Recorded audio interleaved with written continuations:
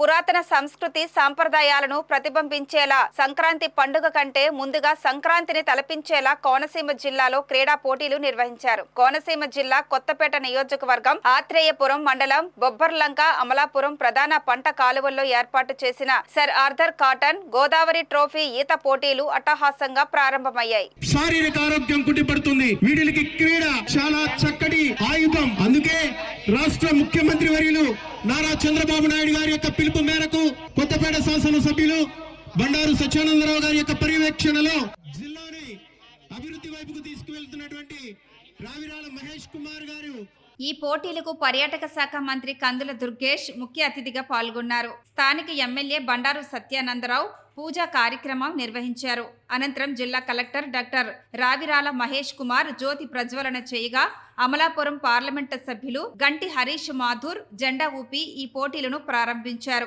అనంతరం MLA Satyananda Rao, RDO Srikar తదితరులు శాంతి కపోతాలను గాలిలోకి ఎగురవేశారు.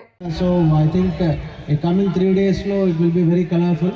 So play safe. I want all the concerned participants safe గా play చేసుకోండి. I don't want any incidents to happen. And all the safety features కూడా తీసుకున్నారు. మీకు ఎటువంటి ఇబ్బంది లేకుండా. So I would expect all these activities to go in a very good manner. So all the very best for everyone. ప్రత్యేకమైనటువంటి ధన్యవాదాలు తెలియజేస్తున్నాను. ఎంతమంది అద్భుతమైనటువంటి మహిళలు ఈత కొట్టారు.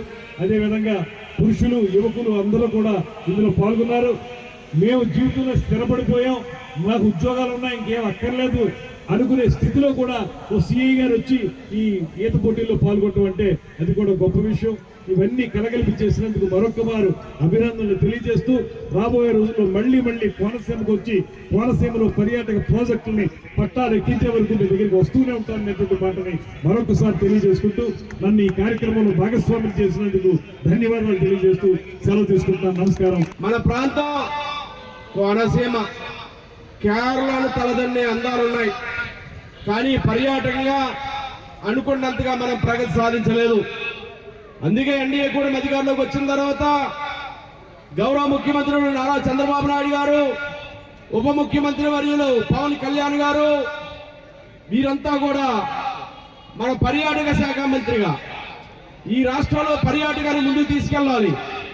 ఈ ఉభయ గోదావరి జిల్లాల్లో పర్యాటకం అభివృద్ధి చెందాలి, కేరళతో పోటీ పడే విధంగా ఇక్కడ పర్యాటకం రావాలి అనే ముందు చూపుతో మనకి గౌరవ పర్యాటక శాఖ మంత్రిగా కందుల దుర్గేష్ గారిని నియమించడం మన ప్రాంతానికి దక్కిన గొప్ప అదృష్టంగా ఈ సందర్భంగా నేను మీకు తెలియజేస్తా ఉన్నాను.